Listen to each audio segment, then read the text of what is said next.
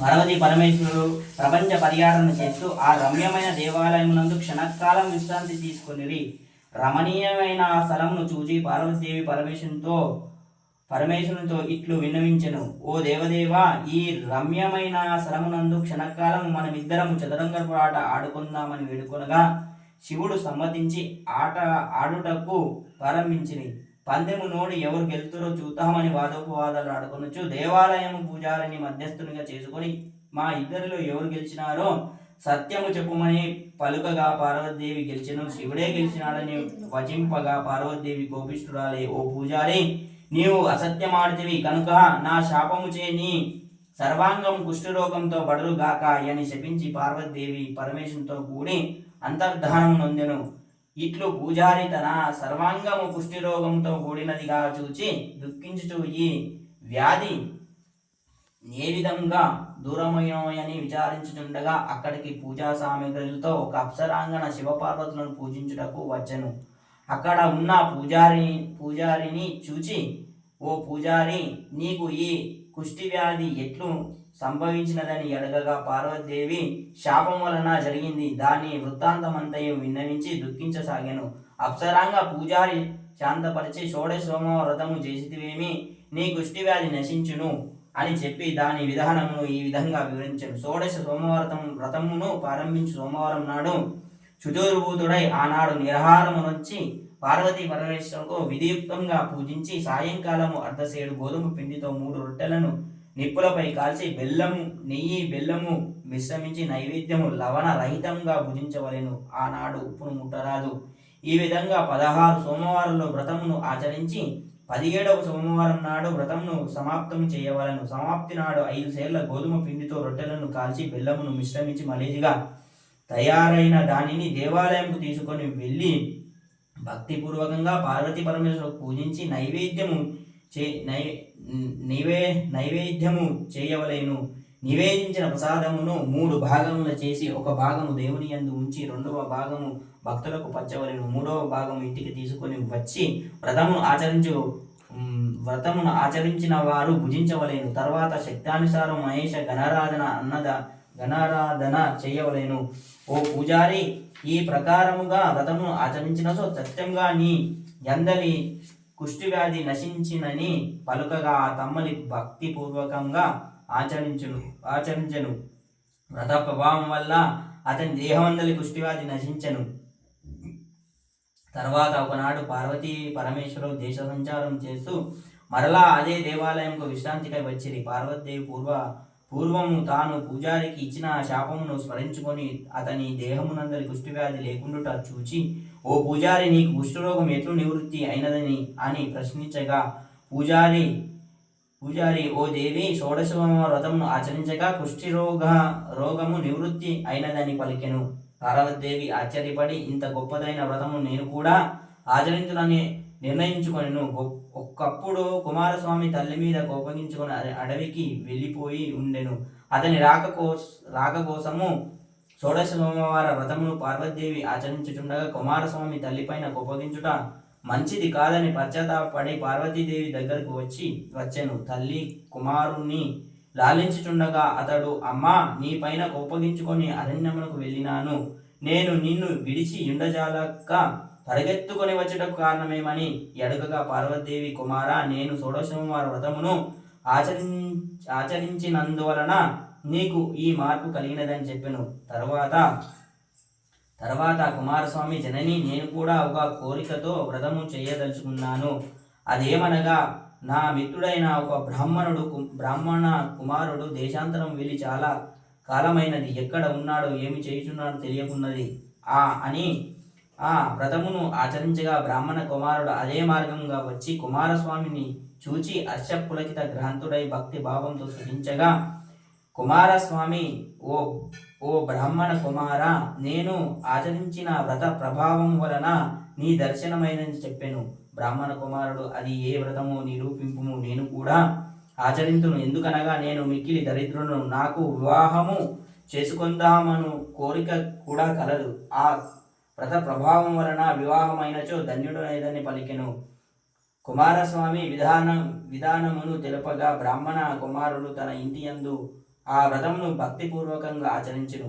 ఒకనాడు దేశ పర్యటన నిమిత్తం వెలుచుండగా మార్గములో రమ్యమైన ఒక నగరం ఉండెను. ఆ నగరాధిపతి తన సుందరమైన కన్యకు స్వయంవరమును ఏర్పాటు చేయుచుండెను. ఆ స్వయంవరమునకు దేశ దేశాంతరం నుండి రాజు మహారాజులు వచ్చియుండిరి. మార్గస్థుడైన ఈ ద్విజోత్తముడు కూడా స్వయంవరమును చూచుటకు వచ్చెను. నగరా నగరాధీశ్వరుడు పట్టపుటేనుగును అలంకరించి, ఆ పట్టపుటేనుగు ఎవరి మెడలో ఈ పుష్పమాల వేయునో వారికి నా కన్యనిచ్చి వివాహము చేసేదని పలికెను. పట్టపుటేనుగు సభామండపమును కలిగజూచి నేరుగా దేశాంతరముల నుండి వచ్చిన బ్రాహ్మణోత్తముని దగ్గరకు పోయి పుష్పమాలను తన మెడలో వేసెను.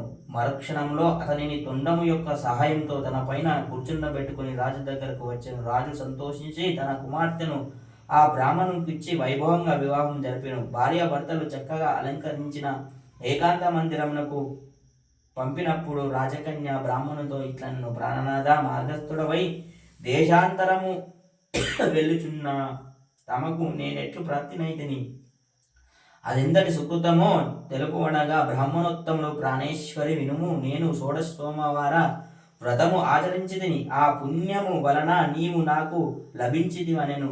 దానికి ఆశ్చర్యకింతురాలైన ఆ రాజకుమారి, నాదా, నేను కూడా పుత్రకాంక్షయై ఆ వ్రతమును ఆచరించుదును, అనుగ్రహించి నాతో వ్రతమును చేయవలయుననగా దానికి అత్యంత సంతుష్టుడైన ఆ బ్రాహ్మణుడు తన భార్య చేత వ్రతము చేయించెను.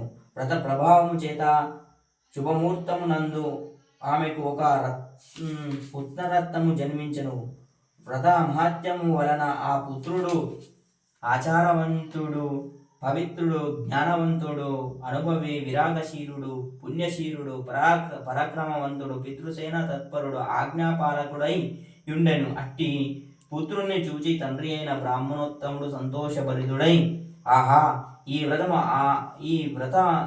వ్రత ప్రభావము ఆదిశేషునికైనా వర్ణింతతరము కాదని అనుకొని ఆనందంతో ఉప్పొంగిపోయెను. రాజకుమారుడు వయస్కుడై జ్ఞానము పెరిగిన తర్వాత తల్లితో నేను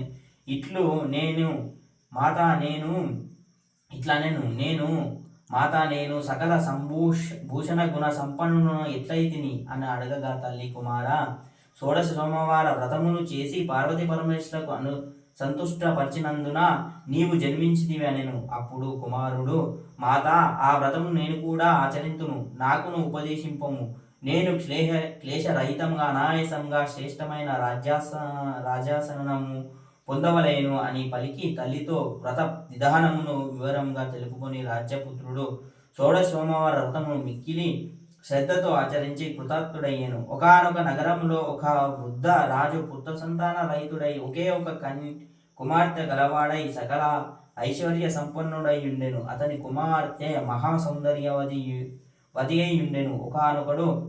ఒకనాడు ఆమె ఉపవనంలో తిరుగుచున్నప్పుడు షోడశ సోమవార వ్రతము నడిచిన రాజకుమారునిపై ఆమె దృష్టిపడి ఇతడినే వివాహము మాడదలయనని నిర్ణయించుకున్నది. కూతురు అభిప్రాయానుసారంగా వృద్ధరాజు ఆమెను బ్రాహ్మణ కుమారునికిచ్చి వివాహం గావించెను. కుమారితో పాటు రాజ్యమును కూడా గ్రహించి సంతుష్టుడాయెను. వ్రతము పూర్తి కాగా 17వ సోమవారం నాడు అతడు వృద్ధరాజు కుమార్తె అయిన తన భార్యను 5 సేర్ల గోధుమ పిండిని రొట్టెలను కాల్చి నెయ్యి బెల్లము మిశ్రమించి దేవాలయంకు తీసుకొని రమ్మనెను. దానికి రాజకుమారి, ఇంత గొప్ప రాజభవనం నుండి ఇటువంటి చిన్న వస్తువులు దేవాలయమునకు తీసుకొని పోవుట రాజ్య మర్యాదకు తగినది కాదని కొని ఒక బంగారు పల్లెమునందు 500 సువర్ణ నాణ్యములు పోసి రాజు ముందు ఉంచెను. నైవేద్య సమయమునకు ప్రసాదము రాకపోవునందులకు వ్రతభంగము కలిగెను. సదాశివుడు ప్రత్యక్షమై కోపంతో, రాజకుమార, నీ భార్య వ్రతమునకు విఘ్నము కలిగించినది. శివద్రోహి అయిన ఈమెను రాజ్యం నుండి వెళ్ళగొట్టుము, లేనిచో నీ రాజ్యమునకు క్షయము కలుగును అని పలికెను. ప్రాచీనులైన ప్రధానులు, ఇది ఈమె ఈమె తండ్రి రాజ్యము కావున ఈమెను వెడలగొట్టుట అన్యాయమని పలికిరి. దానికి పరమేశ్వరుడు, మంత్రులారా, శివాజ్ఞను ధిక్కరించి ఈ స్త్రీని రాజ్యమునందు ఉంచుకున్నచో మీరందరూ అదుములవుటయ్యే గాక రాజ్యమును కూడా పోగొట్టుకుందరని పలికి అంతర్ధానుడయ్యాను. శివాజ్ఞకు భయపడి రాజకుమారి ఇంటి నుండి వెడలగొట్టిరి. రాజకుమారి నిరాశ్రితురాలై దుఃఖించుచు వెళ్ళిపోయెను. మార్గమధ్యంలో ఒక నగరమునందు ఒక వృద్ధురాలిని ఆశ్రయించి ఆమె ఇచ్చిన పుట్నాల గంపను నెత్తిమీద పెట్టుకొని వాటిని విక్రయించుటకు పోవుచుండగా విపరీతమైన సుడిగాలి వచ్చి పుట్నాల గంపను పడగొట్టెను. ఈ విషయమును వృద్ధురాలు రాజకుమారిని ఇంటి నుండి వెళ్ళగొట్టెను. అదే నగరమునందు ఒక గాండ్లవాడు తన ఇంటి యందు కడవలకు నూనె పోయిచున్నప్పుడు రాజకుమారి అక్కడికి వచ్చెను. ఆమె దృష్టి కడవలలో ఉన్న నూనె మీద పడగానే నూనె అంతయు ఇంకిపోయెను. దానికి గండవాడు మిక్కిలి కోపముతో రాజకుమారుని నిందించుతూ బయటకు వెడలగొట్టెను. అతనితో వెడలగొట్టబడిన రాజకుమారి ఒక నది ఒడ్డుకు రాగానే నదిలో ఉన్న నీరంతా ఇంకిపోయెను. తర్వాత ఇంకొక సుందరమైన సరోవరము దగ్గరకు వచ్చి దారిలో ఉన్న నిర్మలమైన నీరు చూడగానే నీరంతయు పురుగులతో నిండిపోయినది. చుట్టుపక్కల వారందరూ పశువులను తీసుకొని వచ్చి ఆ సరోవరమునందరిని నీరు త్రాపేవారు. పురుగులు కలిగి ఉండుట చూచి పశువులకు నీరు త్రాపుటయే మానివేసిరి. ఆ వనములోనే ఒక ముని ఉండెను. అతను నీటి కొరకు వచ్చి సరోవరం ఒడ్డున ఉన్న రాజకుమారిని చూచి తన వెంట ఆశ్రమమునకు తోలుకొని పోయెను. ఆమెతో, నీవు నా కుమార్తెతో సమానము. ఇక్కడ నీకు అన్న వస్త్రాదుల కొరత ఉండదు. స్వస్థచిత్తంగా ఉండవచ్చు అనేను. దానికి ఆమె సమ్మతించి అక్కడనే ఉంటూ ఆశ్రమమంది పనులన్నీ చేయసాగెను. గొప్ప రాజు ఇంటి ఇల్లాలై ఆ రాజకుమారి వ్రతభంగము కలిగించుట వలన నానా దుఃఖములకు గురి అయి అన్నోదకములకు పాసి వానిని ముట్టుకోగానే పురుగులు కలుగుట చూసి అగాయి ఆశ్చర్యపడి, ఏమిటి విచిత్రము? ఈమె ఎందరి దోషము ఎట్టిదయ్యుండవచ్చునను దేని వలన ఇది నివృత్తి కాగలదు అని విచారించు దయవంతుడై అతను అనుష్ఠానము చేయదొడంగెను.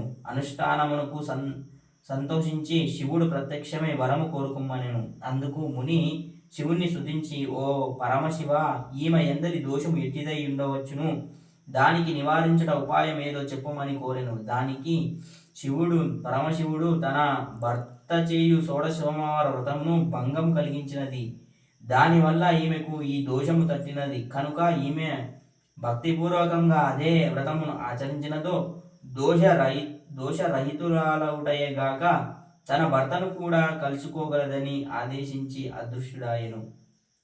శివాదేశ ప్రకారము ముని ఆ రాజకుమారి చేత విధిపూర్వకంగా వ్రతమును ఆచరింపచేసెను. వ్రత ప్రభావం వలన రాజకుమారుని మనస్సు మారి, నా భార్య ఏ వనవాసము చేయుచున్నదో, ఎట్లు బాధపడుచున్నదో అని చింతించి చారులను చింతించి ఆమె ఉనికిని తెలుసుకునేందుకు చారులను పంపాను. వారు అక్కడక్కడ తిరుగుచు ముని ఆశ్రమం వచ్చిరి. అతడ తమ రాజకుమారి ఎండుట చూచి సంతోషించి ఆమెను వెంట పంపుమనగా ముని మాట్లాడక మౌనం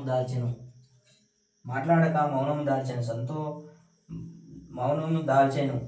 చారులు మహారాజు దగ్గరకు వచ్చి రాజకుమారి వృత్తాంతమంతయు విన్నవించిరి. వృత్తాంతమును విన్న మహారాజు సంతోషించి ప్రధానులను వెంబడించుకొని క్షణకాలం కూడా ఆలస్యము చేయక ముని ఆశ్రమమును వచ్చి సౌష్టాంగ నమస్కారములొనర్చి అనేక వస్త్రభూషములు సమర్పించి స్తుతించిరి. దానికి ముని సంతోషపడి,